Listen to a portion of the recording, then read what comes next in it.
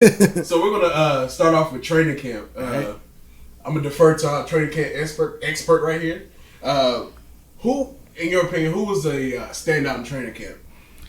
So far it's been Curtis Samuel, but he usually has pretty good training camps. And DJ Moore, I think he is really ready to step up and take that number one receiver role. I kind of like the way you said Curtis Samuel always has good training camps. And there's no shade though. Don't do that, Jamal.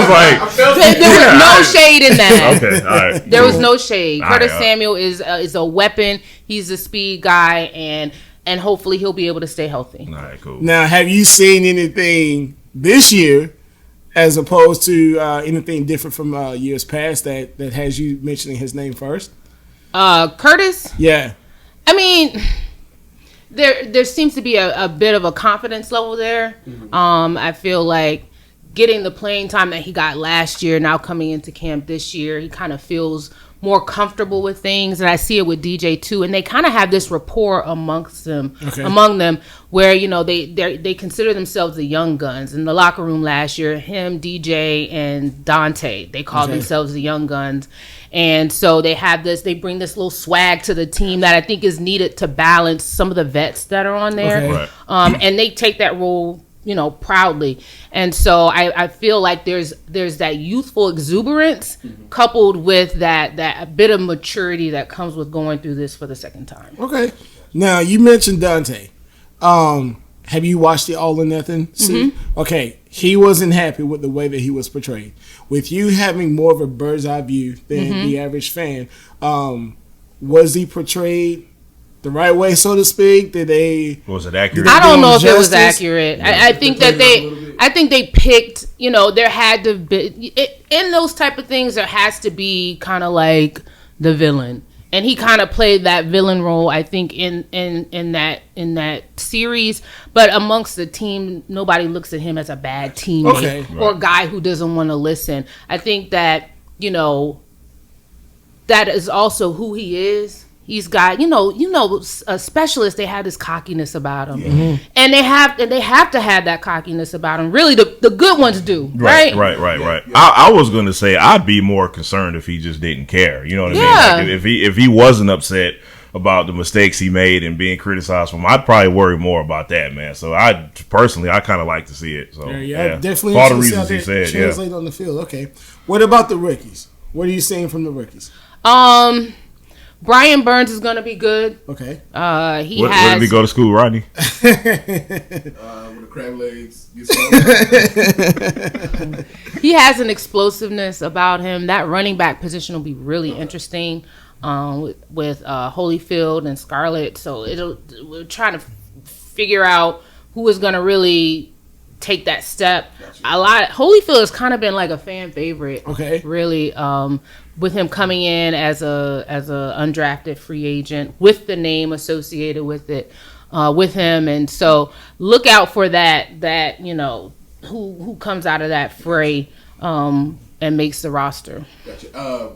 How has the offensive line been performing thus far in training camp? They look good.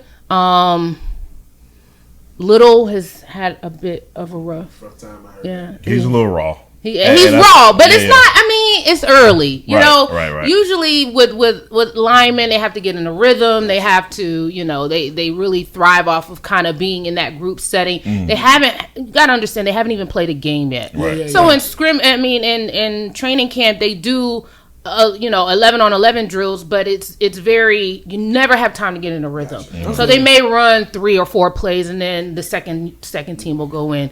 So I don't think, people, their videos of him getting, just completely obliterated out there. It's not, don't panic yet. Okay.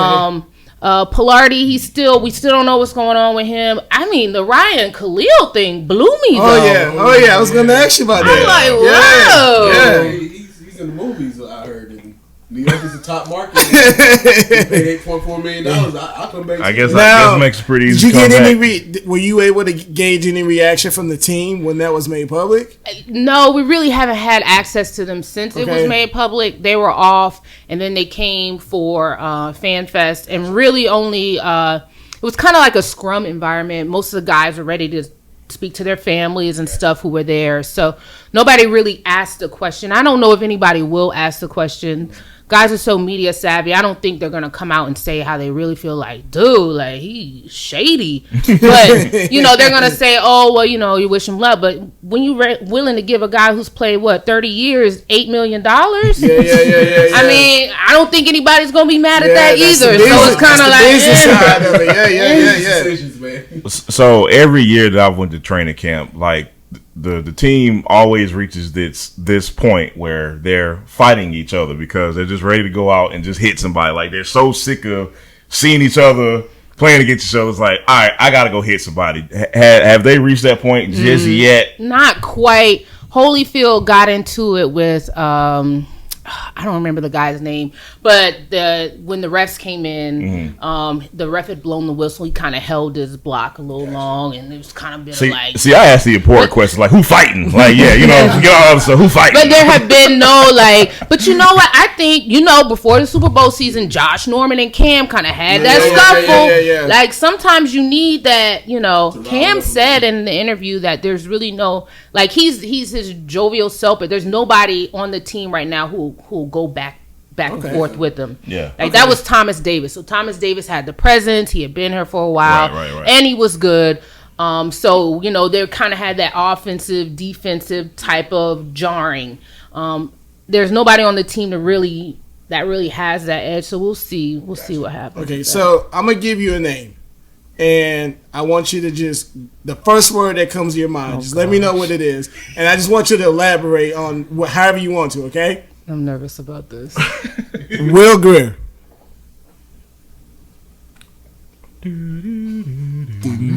throws a nice deep ball. That's not one word. One word. That's not one word. Non-threat.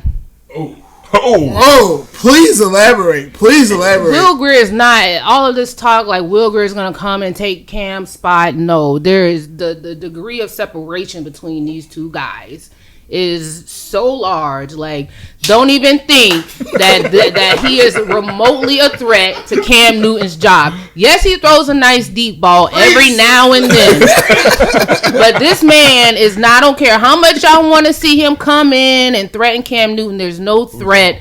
He's a non-threat. Okay, so that backup quarterback spot, who's looking to take that one after a week? Honestly, I haven't really been looking that close at them. Because he's not a threat. Got you.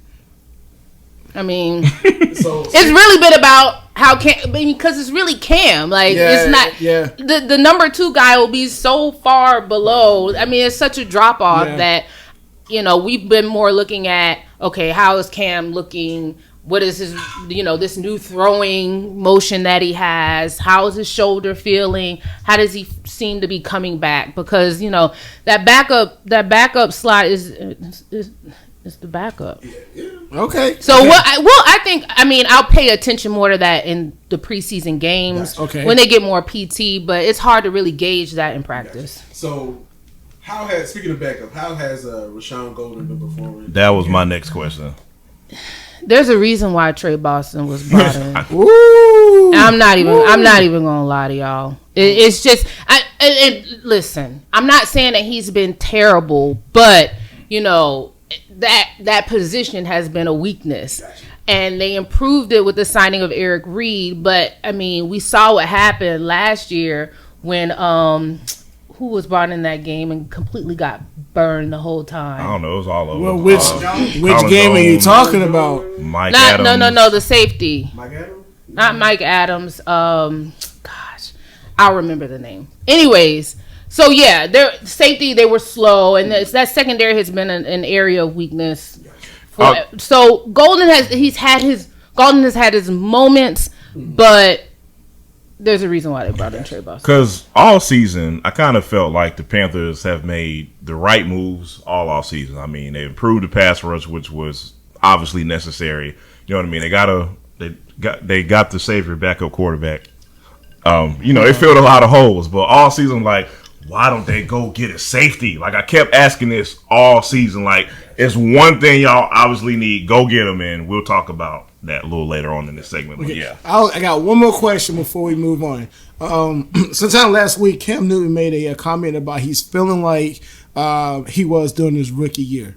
Are you seeing that on the field with his attitude, the way he's playing? Are you seeing rookie Cam Newton?